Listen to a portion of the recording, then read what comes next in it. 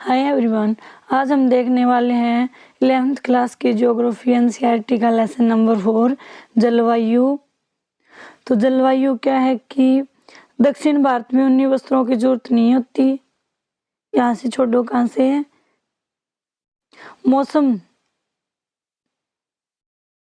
मौसम वायु मंडल की सरणिक अवस्था है, जबकि जलवायु का तात्पर्य अपेक्षाकृत लंबे समय की मौसमी दशाओं के ओर से है। मौसम जल्दी से जल्दी बदलता है, जैसे कि एक दिन में या एक सप्ताह में, परंतु जलवायु में बदलाव 50 अथवा इससे भी अधिक वर्षों में होता है। जो लंबे समय तक होता है वो मौसम नहीं होता, वो जलवायु होती है। जैसे किसी में हमेशा परमानेंट ठंडा मौसम रहता है, कहीं पे परमानेंट गर्म मौसम रहता है, तो वो जलवायु होती है, वहाँ की मौसम नहीं होता। मौसम एक दिन में या एक सप्ताह में बदलता रहता है। तो आपको मानसून शब्द का अर्थ भी ज्ञात है। मानसून से अभिप्राय ऐसी जलवायु से है जिसमें ऋतु के अनुसार पवनों, ये देखो आपको मानसून शब्द का अर्थ भी ज्ञात है। मानसून से अभिप्राय ऐसी जलवायु से है जिसमें ऋतु के अनुसार पवनों की दिशा में उत्क्रमण हो जाता है। भारत की जलवायु उष्ण मानसूनी है, जो दक्षिणी एवं दक्षिणी पूर्वी एशियाई में पाई जाती है।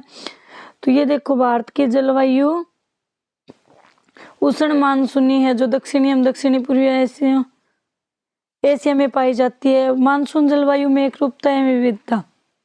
कि एक रूपता क्यों होती है, विविधता क्यों होती है। मानसून पवनों की व्यवस्था भारत और दक्षिण पूर्व एशिया के बीच एकता को बल प्रदान करती है। मानसून जलवायु की व्यापक एकता के इस दृष्टिकोण से किसी को भी जलवायु की प्रादेशिक विभिन्नताओं की उपेक्षा नहीं करनी चाहिए। यही विभिन्नता भारत के विभिन्न प्रदेशों के मौसम और जलवायु को एक दूसरे से अलग करती है। उदाहरण के लिए दक्षिण में केरल तथा तमिलनाडु की जलवायु उत्तर प्रदेश तथा बिहार की जलवायु से अलग है। फिर भी इन सभी राज्यों की जलवायु मानसून प्रकार की है। भारत की जलवायु में जैसे कि ये है कि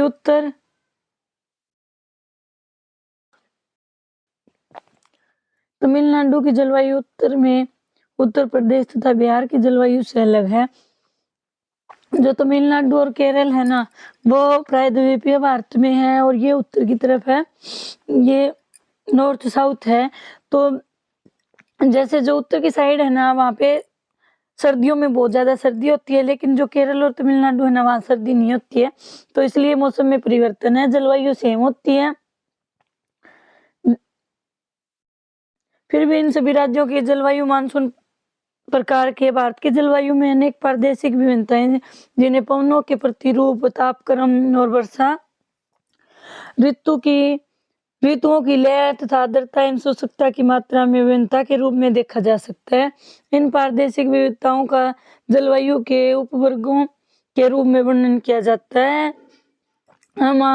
अब हम तापमान, पवनों तथा वर्षा की इन प्रादेशिक विविधताओं का जरा गौर से अवलोकन करें। गर्मियों में पश्चिमी मरुस्थल में तापक्रम कई बार 55 डिग्री सेल्सियस को स्पर्श कर लेता है, जबकि सर्दियों में लेह के आसपास तापमान -45 डिग्री सेल्सियस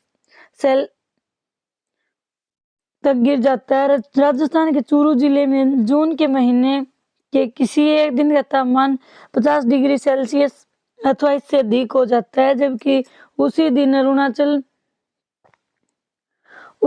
अरुणाचल प्रदेश के तवांग जिले में तापमान मुश्किल से 19 डिग्री सेल्सियस तक पहुंचता है। दिसंबर की किसी रात में लद्दाख के ट्रांस में रात का तापमान -45 डिग्री सेल्सियस तक गिर जाता है, जबकि उसी रात को तिरुवनंतपुरम अथवा चेन्नई में 20 डिग्री सेल्सियस या 22 डिग्री सेल्सियस रहता है। उदाहरण से पता चलता है कि भारत में एक स्थान से दूसरे स्थान पर तथा एक क्षेत्र से दूसरे क्षेत्र के तापमान में ऋतुगत अंतर पाया जाता है। इतना ही नहीं, यदि हम किसी एक स्थान के 24 घंटों का तापमान दर्ज करें तो उसकी भी विभिन्नताएं कम प्रभावशाली प्रतीत नहीं होती हैं। केरल और अंडमान द्वीप समूह में दिन और रात के तापमान में मुश्किल से 60 डिग्री या 8 डिग्री सेल्सियस का अंतर पाया जाता है, किंतु थार मरुस्थल में यदि दिन का तापमान 50 डिग्री सेल्सियस हो जाता है तो वहाँ रात का तापमान 15 डिग्री सेल्सियस से 20 डिग्री सेल्सियस के बीच पाया जाता है। कहने का मतलब है कि जहाँ गर्मी ज़्यादा होती है वहाँ जैसे जो गर्म तापमान होता है वहाँ पे, तो जैसे दिन के टाइम गर्म होता है तो वहाँ रात के टाइम उतना ही ठंडा होता है। जैसे ये पाया जाता है राजस्थान या जो थार का मरुस्थल बोल रहे हैं, वहाँ पे जो रेत पाई जाती है वो जितनी जल्दी गर्म होती है उतनी जल्दी ठंडी भी होती है, तो इसलिए वहाँ सर्दी में ज़्यादा सर्दी और गर्मियों में ज़्यादा गर्मी होती है।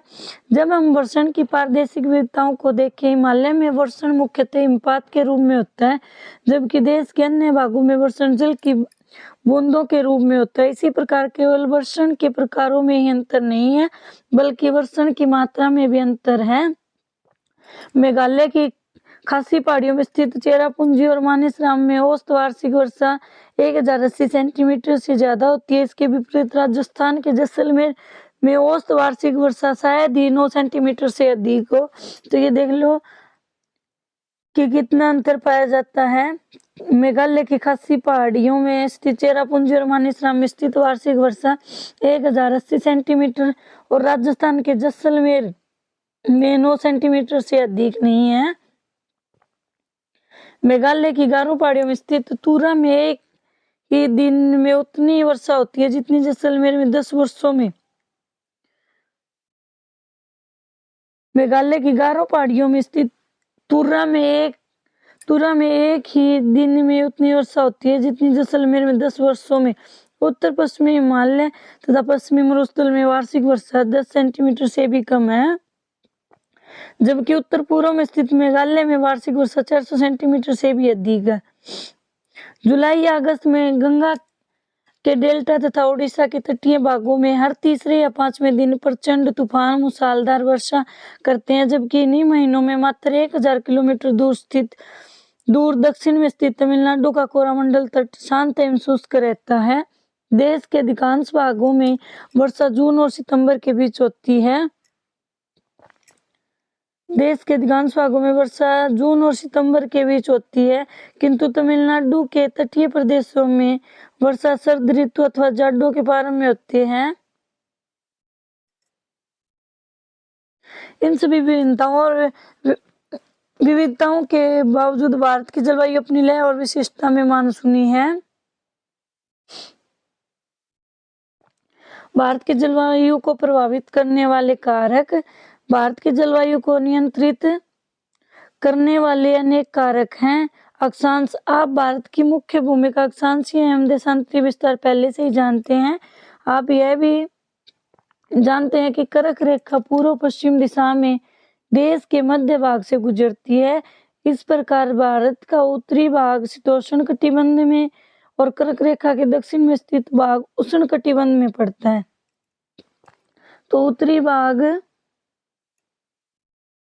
शीतोष्ण कटिबंध में और कर्क रेखा के दक्षिण में स्थित भाग उष्ण कटिबंध में पड़ता है।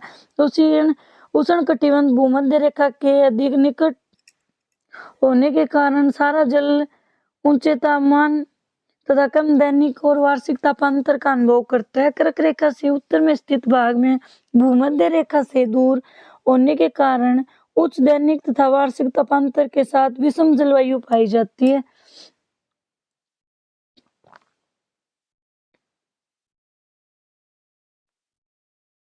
विषम जलवायु पाई जाती है। हिमालय पर्वत। उत्तर में ऊंचा हिमालय अपने सभी विस्तारों के साथ एक प्रभावशाली जलवायु विभाजक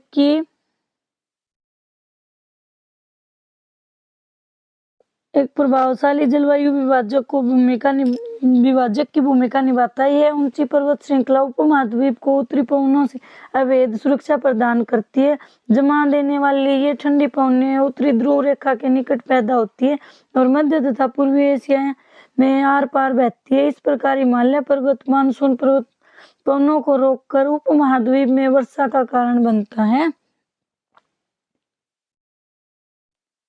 स्थल और जल वितरण। भारत के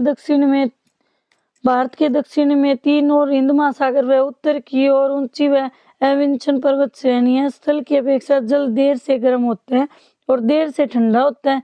जल और स्थल के इस विभेदी तापमान के कारण भारतीय उपमहाद्वीप में विभिन्न ऋतुओं में विभिन्न वायुदाब प्रदेश विकसित हो जाते हैं। वायुदाब में विभिन्नता मानसून पवनों के उत्क्रमण का कारण बनती है। समुद्र तट से दूरी लंबी तटीय रेखा के कारण जलवायु के विस्तृत तटीय प्रदेशों में समकारी जलवायु पाई जाती है। भारत के अंदरूनी भाग समुद्र के समकारी प्रभाव से वंचित रह जाते हैं। ऐसे क्षेत्रों में विषम जलवायु पाई जाती है। यही कारण है कि मुंबई तथा कोंकण तट निवासी तापमान की विषमता और ऋतु परिवर्तन का अनुभव नहीं कर पाते हैं। दूसरी ओर समुद्र तट से दूर देश के आंतरिक भागों में स्थित दिल्ली, कानपुर और अमृतसर में मौसमी परिवर्तन पूरे जीवन को प्रभावित करते हैं। तो पहले ये देख लेते हैं नोट। अतः उष्णकटिबंधीय विसरण क्षेत्र विषुववृत्त पर स्थित अंत उष्णकटिबंधीय विसरण क्षेत्र एक निम्न वायुदाब वाला क्षेत्र है। इस क्षेत्र में व्यापारिक पवनें मिलती है, तो इस क्षेत्र में वायु ऊपर उठने लगती है। जुलाई के महीने में ITCZ 20 डिग्री से 25 डिग्री उत्तरी अक्षांशों के आसपास गंगा के मैदान में स्थित हो जाते हैं। इसे कभी कभी मानसूनी गर्त भी कहते हैं। ये वेरी इंपॉर्टेंट है भाई, मानसूनी गर्त भी कहते हैं। मानसूनी गर्त उत्तर और उत्तर पश्चिमी भारत पर तापीय निम्न वायुदाब के विकास को प्रोत्साहित करता है। ITCZ के उत्तर की ओर खिसकने के कारण दक्षिणी गोलार्ध की व्यापारिक पवनें 60 डिग्री सेल्सियस 40 डिग्री और 60 डिग्री पूर्वी देशांतरों के बीच विषुववृत्त को पार कर जाती हैं। कोरियालिस बल के प्रभाव से विषुववृत्त को पार करने वाली इन व्यापारिक पवनों की दिशा दक्षिण पश्चिम से उत्तर पूर्व की ओर हो जाती है। यही दक्षिण पश्चिम मानसून है। शीत ऋतु में ITCZ दक्षिण की ओर खिसक जाता है। इसी के अनुसार पवनों की दिशा दक्षिण पश्चिम से बदलकर उत्तर पूर्व हो जाती है। यही उत्तर पूर्व में मानसून है। यही उत्तर पूर्व मानसून है। समुद्र तल से ऊंचाई के साथ तापमान घटता है। विरल वायु के कारण पर्वतीय प्रदेश मैदानों की तुलना में अधिक ठंडे होते हैं। उदाहरणतः आगरा और दार्जिलिंग एक अक्षांश पर स्थित है, किंतु जनवरी में आगरा का तापमान 16 डिग्री सेल्सियस जबकि दार्जिलिंग में यह 4 डिग्री सेल्सियस होता है।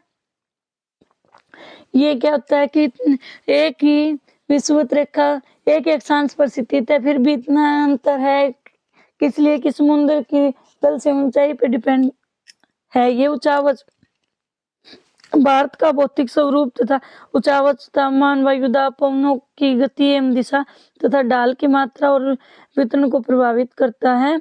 उदाहरणतः जून और जुलाई के बीच पश्चिमी घाट और असम के पवनामुखी ढाल अधिक वर्षा प्राप्त करते हैं, जबकि इसी दौरान पश्चिमी घाट के साथ लगा दक्षिणी पठार पवन विमुखी स्थिति के कारण कम वर्षा प्राप्त करता है। भारतीय मानसून की प्रकृति। मानसून एक सुपरिचित जलवायु घटक है, परंतु उसके बारे में बहुत कम जानकारी उपलब्ध है। सदियों से होते आ रहे प्रेक्षणों के बावजूद मानसून आज भी वैज्ञानिकों के लिए पहेली बनी हुई है। मानसून की सही प्रकृति व उसके कारणों को जानने के लिए अनेक प्रयास किए गए हैं, किंतु अब तक कोई भी एक सिद्धांत इसे पूरी तरह से स्पष्ट नहीं कर पाया। पिछले कुछ दिनों में इसका तोड़ तब सामने आया जब मानसून का अध्ययन क्षेत्रीय स्तर की बजाय भूमंडलीय स्तर पर किया गया। एल निनो और भारतीय मानसून। एल निनो एक जटिल मौसम तंत्र है जो हर 5 या 10 साल बाद प्रकट होता है। इसके कारण संसार के विभिन्न भागों में सूखा, बाढ़ और मौसम की चरम अवस्थाएं आती हैं। इस तंत्र में महासागरीय और भूमंडलीय परिघटनाएं शामिल होती हैं। पूर्वी प्रशांत महासागर में यह पेरू के तट के निकट उष्ण समुद्री धारा के रूप में प्रकट होते हैं। इससे भारत सहित अनेक स्थानों का मौसम प्रभावित होता है। एल निनो भूमध्य रेखीय उष्ण समुद्री धारा का विस्तार है जो अस्थायी रूप से ठंडी पेरुवियन या एम्बोल्ट धारा अपनी एटलस में इन धाराओं की स्थिति ज्ञात किसी पर प्रतिस्थापित हो जाती है। यह धारा पेरू तट के जल का तापमान 10 डिग्री सेल्सियस तक बढ़ा देती है। इसके निम्नलिखित परिणाम होते हैं। भूमध्य रेखीय वायुमंडलीय परिसंचरण में विकृति, समुद्री जल के वाष्पन में अनियमितता, प्लवक की मात्रा में कमी जिससे समुद्र में मछलियों की संख्या का घट जाना। एन निन्नो का शाब्दिक अर्थ बालक हिस्सा है, क्योंकि यह धारा दिसंबर के महीने में क्रिसमस के आसपास नजर आती है। पेरू में दिसंबर गर्मी का महीना होता है। भारत में मानसून की लंबी अवधि के पूर्वानुमान के लिए एल निन्नो का उपयोग होता है। सन 1990 से 91 में एल निन्नो का प्रचंड रूप देखने को मिला था।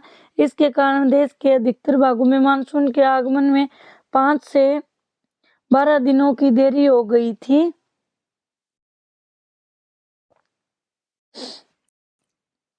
यह आप देख सकते हैं दक्षिणी पश्चिमी मानसून के आगमन की सामान्य तिथियां की कौन सी जगह कौन सी डेट को ये मानसून पहुंचती है।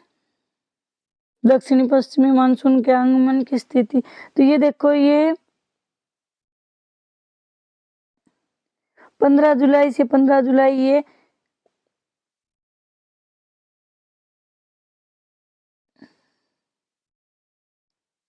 ये देखो, ये गुजरात में 1 जुलाई से, ये जम्मू कश्मीर की तरफ 1 जुलाई को, ये 15 जून से लेके ये 15 जून,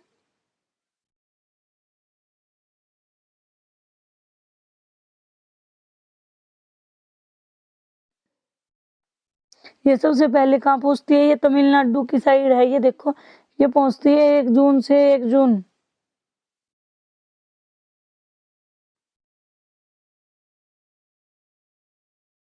दक्षिण एशियाई क्षेत्र में वर्षा के कारणों का व्यवस्थित अध्ययन मानसून के कारणों को समझने में सहायता करता है। इसके कुछ विशेष पक्ष इस प्रकार है। मानसून का आरंभ तथा उसका स्थल की ओर बढ़ना। मानसून में विच्छेद। मानसून का आरंभ 19वीं सदी के अंत में यह व्याख्या की गई है कि गर्मी के महीनों में स्थल और समुद्र का विभेदी तापमान मानसून पवनों के उपमहाद्वीप की ओर चलने के लिए मंच तैयार करते हैं। अप्रैल और मई के महीनों में जब सूर्य कर्क रेखा पर लंबवत चमकता है तो हिंद महासागर के उत्तर में स्थित विशाल भूखंड अत्यधिक गर्म हो जाता है। इसके परिणाम स्वरूप उपमहाद्वीप के उत्तर पश्चिम भाग में एक गहन न्यून दाब क्षेत्र विकसित हो जाता है, क्योंकि भूखंड के दक्षिण में हिंद महासागर अपेक्षाकृत धीरे धीरे गर्म होता है। निम्न वायु दाब केंद्र विषुवत रेखा के उस पार से दक्षिण पूर्वी सन्मार्गी पवनों को आकर्षित कर लेता है। इन दिशाओं में अंत उष्णकटिबंधीय विसरण क्षेत्र उत्तर की ओर स्थानांतरित हो जाता है। इस प्रकार दक्षिणी पश्चिमी मानसून पवनों को दक्षिण पूर्वी सन्मार्गी पवनों के विस्तार के रूप में देखा जा सकता है, जो भूमध्य रेखा को पार करके भारतीय उपमहाद्वीप की ओर विक्षेपित हो जाती है। ये पवनें भूमध्य रेखा को 40 पूर्वी तथा 60 पूर्वी देशांतर रेखाओं के बीच पार करती है।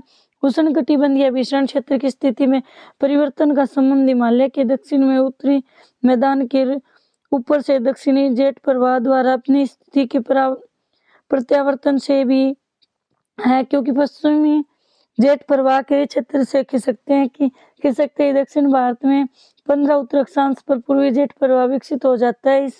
इसी पूर्वी जेट प्रवाह को भारत में मानसून के प्रस्फोट के लिए जिम्मेवार माना जाता है। मानसून का भारत में प्रवेश दक्षिण पश्चिमी मानसून केरल तट 1 जून को पहुंच जाता है और शीघ्र ही 10 और 15 जून के बीच ये आर्द्र पवनें मुंबई व कोलकाता तक पहुंच जाती है। मध्य जुलाई तक संपूर्ण उपमहाद्वीप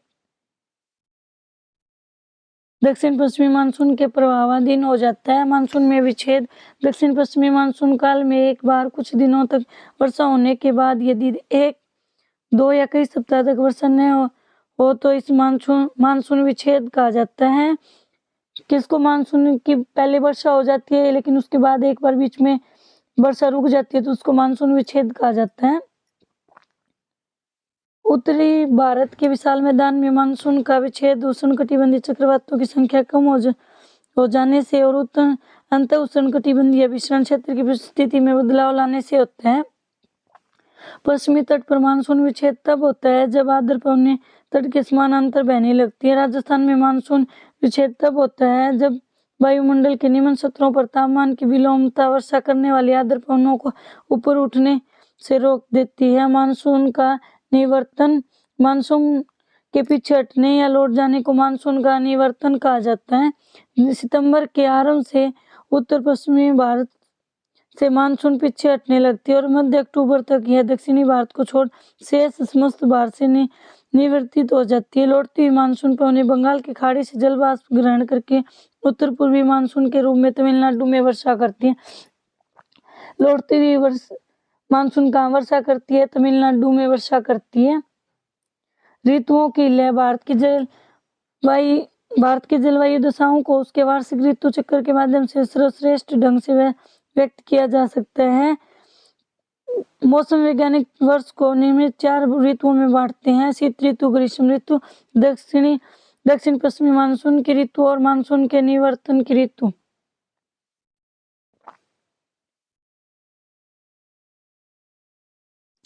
शीत ऋतु तापमान आमतौर पर उत्तरी भारत में शीत ऋतु नवंबर के मध्य से आरंभ होती है। उत्तरी मैदान में जनवरी और फरवरी सर्वाधिक ठंडे महीने होते हैं। इस समय उत्तरी भाग के अधिकांश भागों में औसत दैनिक तापमान 21 सेल्सियस से कम रहता है। रात्रि का तापमान काफी कम हो जाता है, जो पंजाब और राजस्थान में मांग 0 डिग्री सेल्सियस से भी नीचे चला जाता है।